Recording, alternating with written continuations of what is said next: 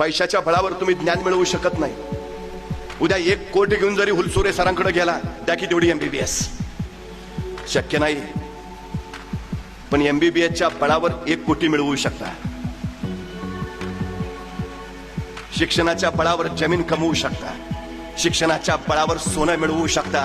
शिक्षणाच्या बळावर 100 एकर बागायतदार होऊ शकता. त्यामुळे जे गरजेचं आहे ते आधी मिळवा. बाकीचं हात जोडून तुमच्या आयुष्यभर पुढे उभा राहील हे पहिलं लक्षात ठेवा.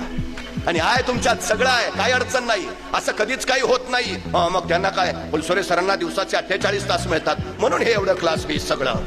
आम्ही सामान्य माणसं, आम्हाला 24 तास असतात. असं आहे का काही? जी मोठी माणसं झाली त्यांना दिवसाचे 48 तास आणि जी सामान्य त्यांना 24 तास. नाही, सगळ्यांना वेळ सारखाच मिळतो.